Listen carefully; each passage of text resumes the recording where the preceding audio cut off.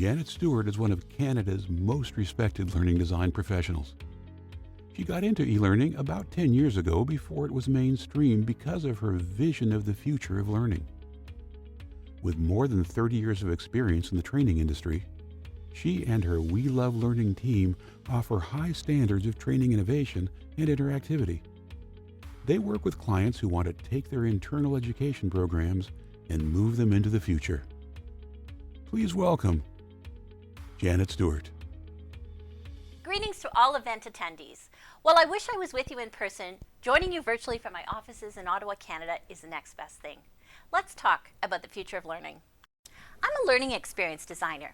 That means that I typically work with companies who need to create training for their employees or their customers, training that they just can't go out and buy easily in the marketplace, because the training deals with very specific information about their in-house policies, their practices, their procedures, or even their products. And so they need to work with someone like me to design, build, and deploy that training. Now, I spent more than 2 decades designing training for the in-person classroom, but over the last decade, my team and I have become specialists in designing learning solutions for the online classroom.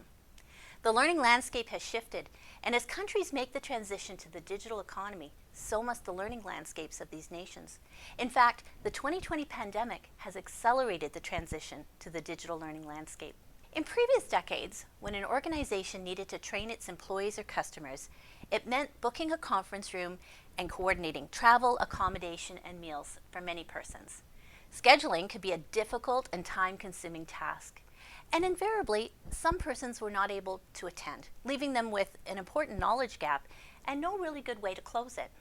Fast forward to the 21st century, learning has never been more accessible to more persons than it is now.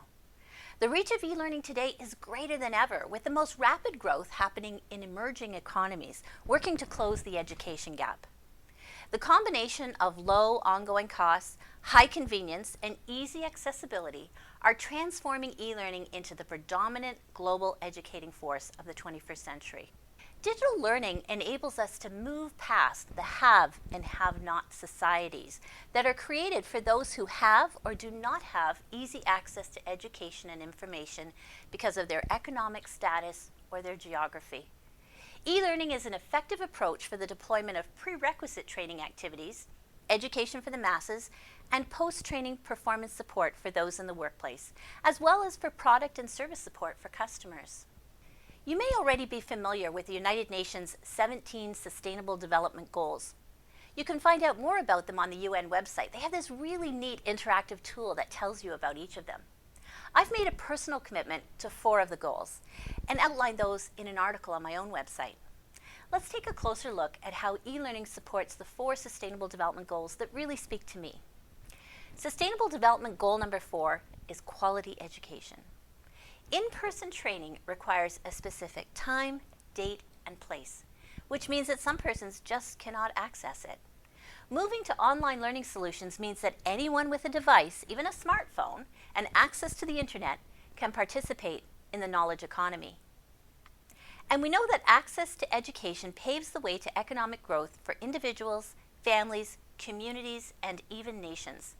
Access to online education means that anyone can learn the knowledge and skills needed to participate in the digital economy. In my own case, the kind of work that I do, consulting with clients about their training needs and then building a digital solution, can be done from anywhere in the world. My work is not limited by my location. And in this way, access to online learning solutions serves to reduce inequalities in our world. Someone living in a remote community, as long as they have a device and access to the internet, can seek the knowledge and develop the skills that they need to fully participate in the global economy. They are no longer bound by their location or the need for deep pockets to be able to travel to seek education. And finally, e-learning is good for the environment. When people no longer have to travel to seek education and knowledge, that cuts our CO2 emissions. As much as I might have liked to travel to the conference to be with you today, by speaking to you virtually, I've saved a plane trip, and that's good for the environment. E-learning is a spectrum of digital choices, and there's no one size fits all. As we go through this presentation, I invite you to type any questions that you have into the chat window, and we'll be sure to get to them at the end. Your definition of e-learning comes from your experience with it. By now, you've probably experienced a lot of VILT, Virtual Instructor-Led Training sessions. And you may have also done some self-directed online training. Now, I don't expect you to be able to read or consume this very busy graphic, but what I want you to take away is that there really are a lot of choices when it comes to e-learning. The virtual instructor-led training is at the bottom of this hierarchy, and as you go up the left side, you'll see that there are 3 additional levels. And as you go across, you'll notice that we move from simple to typical to complex approaches. The important thing for you to know is that as you go up the chart, the learner retention rates increase, as does the complexity and the time and cost to produce. The same is true as you go across the chart.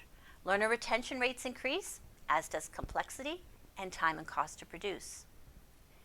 So we know that the word e-learning means lots of different things to different people, and it's time to have some fun.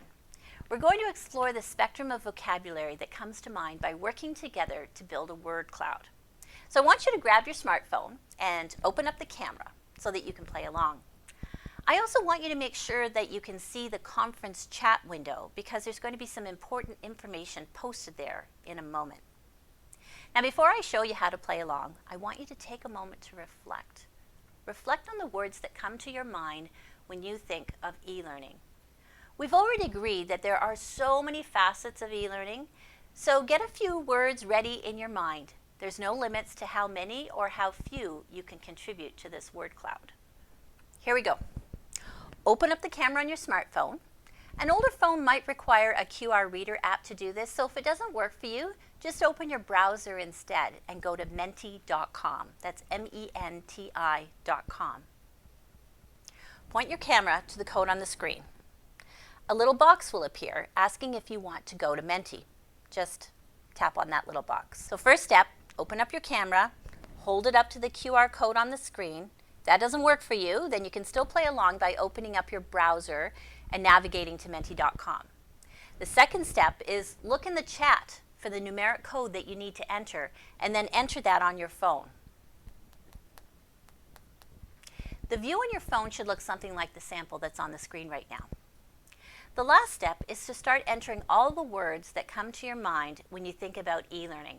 Online learning, virtual learning, whatever you happen to call it. You can enter as many words as you like and then hit submit at the bottom. And you can enter more again after that if you like to. I'll give you a moment before I show you the word cloud that's forming.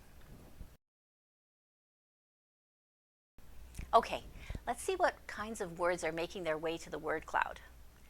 The future of learning, microphone, camera, convenient, fun, revolutionary, modern. This is a word cloud that we're creating using a free tool called Mentimeter. I set up a word cloud in advance, and then as people enter their words, it builds the cloud for us.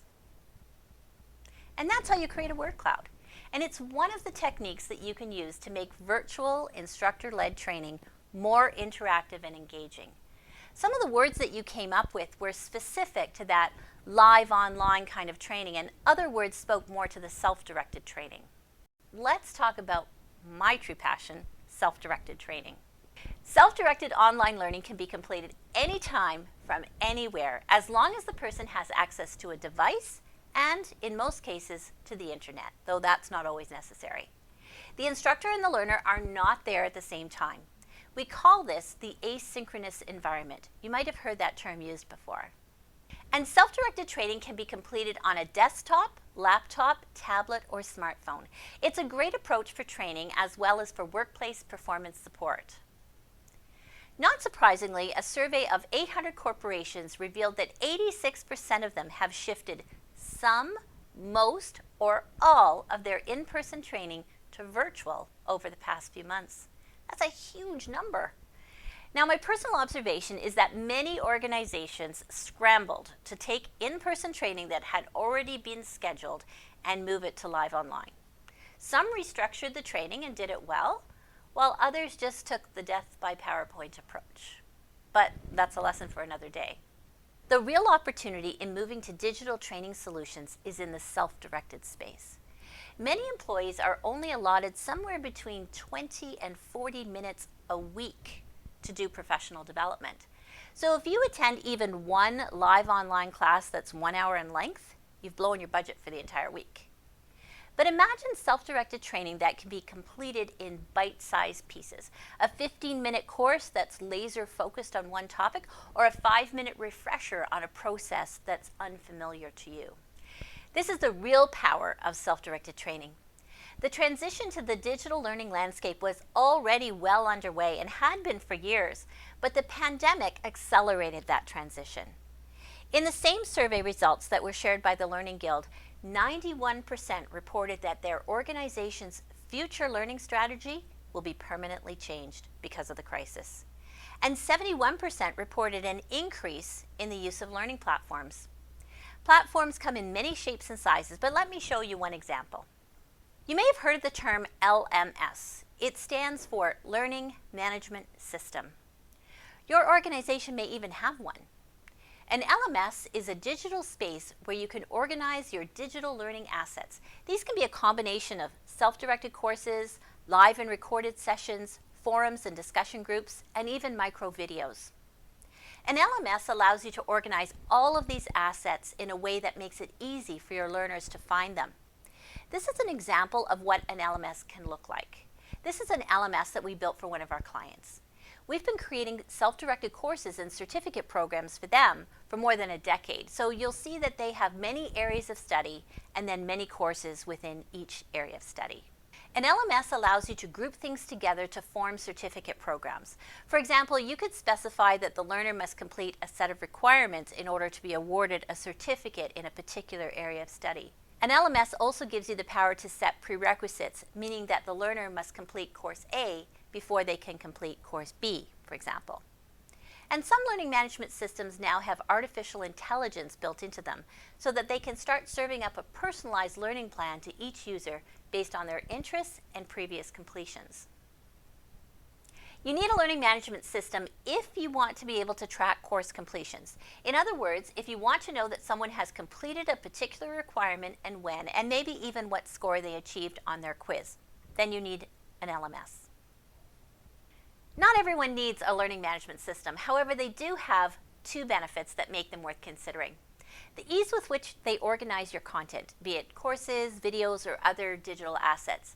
They can become the go-to place for information within your organization, and their ability to keep training records on your learners for you. But not everything needs to be organized into an LMS. Sometimes you might not be as concerned about record keeping. Perhaps you're a government department that wants to make information engaging and easily accessible to citizens. Or maybe you want to create some micro-training assets for your customers to access.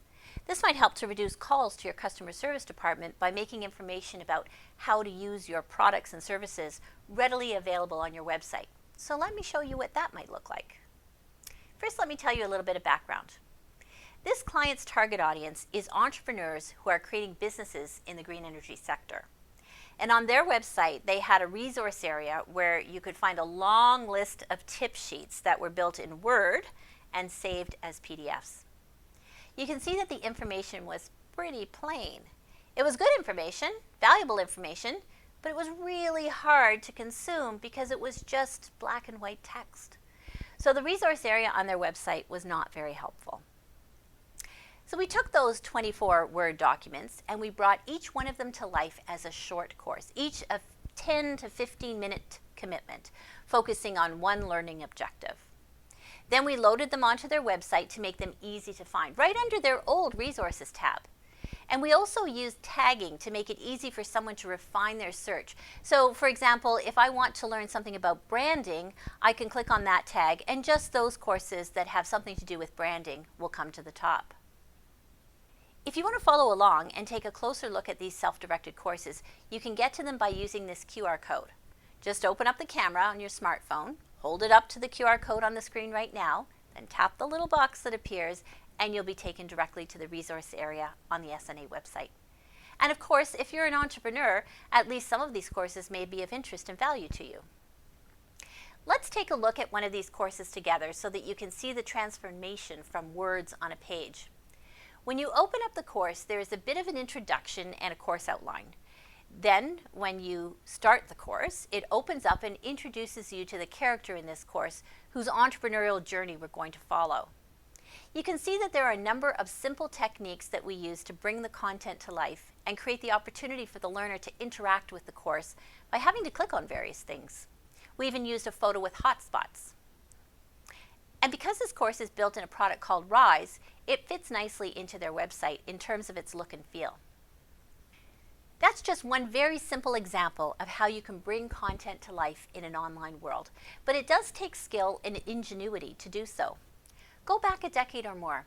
When I was designing only for the in-person corporate classroom, it was enough to be an instructional designer. But now, to be successful in designing online training solutions, I've also had to develop the creativity of a graphic artist and the digital literacy skills of an IT professional. Let me show you another example of a self-directed course that demonstrates that point. In this case, we wanted to create an interesting way to move learners through a series of short videos on different but related topics. So we created an image with 5 doors and an intriguing image hidden behind each. In this way, we were able to allow learners to choose their own adventure. In other words, pick which door to explore first, and even created a bit of mystery by using images like a gorilla, which, if you watch the video hidden behind that door, you would realize was totally relevant. Some persons ask me, is it really possible to teach people in an online environment? Isn't it all about the instructor? I agree that a great instructor makes for a great course. And so I would also say that great instructional design makes for a great course. Let me show you another example. We were asked to create a course for workplace health and safety representatives. And one of the topics that we needed to cover was doing an inspection in a workplace. So my colleague Carrie and I put our heads together to think about how could we recreate a workplace inspection in an online environment when the instructor and the learner would not be there at the same time. We decided to work with a client and one of their frontline workers. We even borrowed a workplace for a day and staged a series of photos that have hazards in them. When the learner arrives at this point in the course, they are invited to see if they can find all of the hazards in each of the photos. And once they make their selection, then we use shadow boxes to top up and clarify. This way we know that all of the hazards have been pointed out before the learner can move on to the next screen. But again, what about real people? Isn't it better to have the subject matter experts in the room with the learners, teaching them in their own words? I'm glad you asked. We were asked to work with the members of a union to put together a series of courses that would form a certificate program. In this case, the subject matter experts were a group of very experienced workplace stewards. And as we went through the process of developing the content with them and then imagining how we would bring it to life, we decided that we wanted to bring them into the course to share some of the content in their own words. So we identified the content that really suited that approach. And of course, we wanted to have a balance and some variety throughout the design plan. Once we settled on the content to be covered by the stewards in their own words, my colleague Carrie scheduled a Zoom meeting with them, which we recorded. And that gave Carrie the raw footage that she needed so that we could integrate clips of them into the course design. And in this way, we were able to bring the subject matter experts right into the course, bringing the content to life in their own words. In fact, in this particular case, it could be argued that it was even better than an in-person experience because you would have only had the input from one steward in that case. But this way, the learner benefits from the views of 4 stewards instead. Let's recap. So far, we've covered 2 types of online training. VILT, which is Virtual Instructor-Led Training, and self-directed training, which often takes the form of courses that can be grouped together into certificate programs.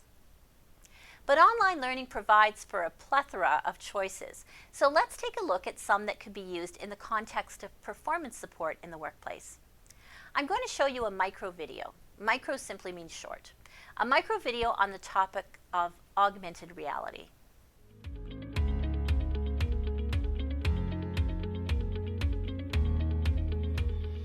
Augmented reality is proving to be a very useful tool for providing employees with just-in-time training in the workplace.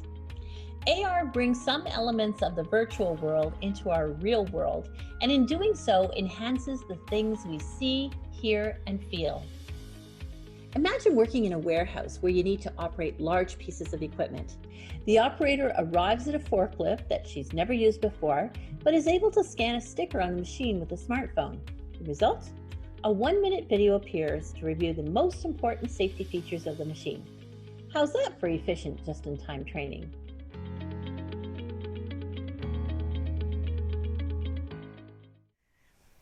Well, that's interesting, right?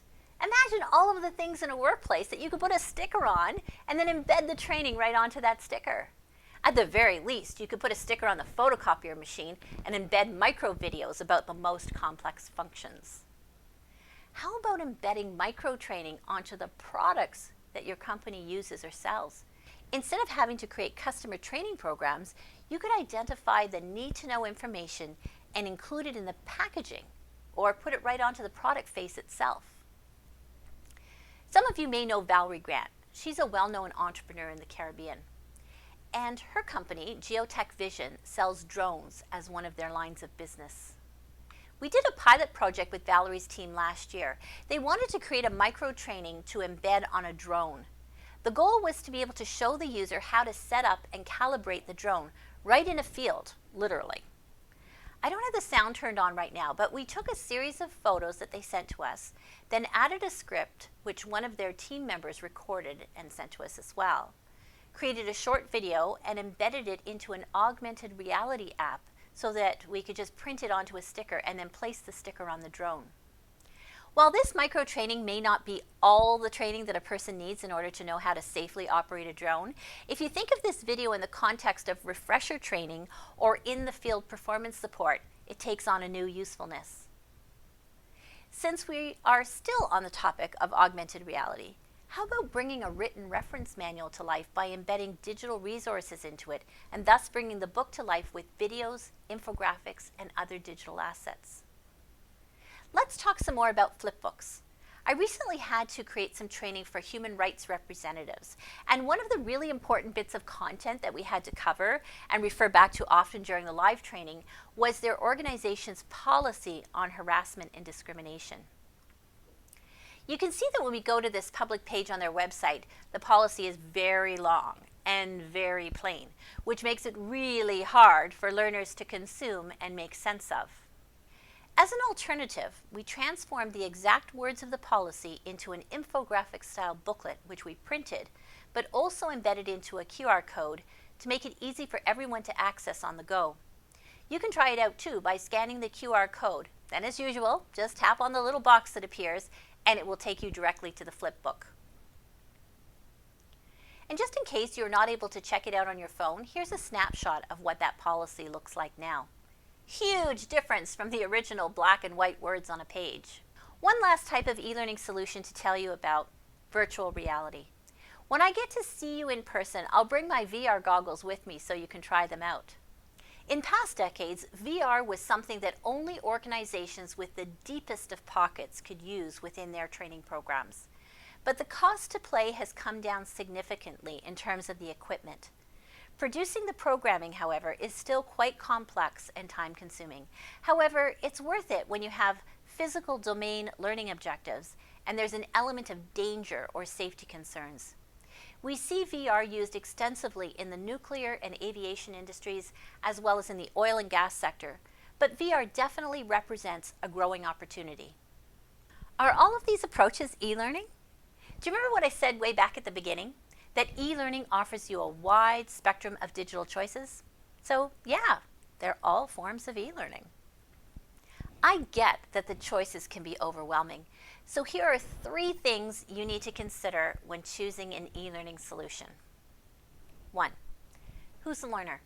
What's their demographic? What do we know about them, and how do they feel about this topic? 2. What's the learning objective? Are we tackling initial training with this solution, or is it meant to be performance support that can be accessed from the field? And 3, how do we expect learners to consume the training?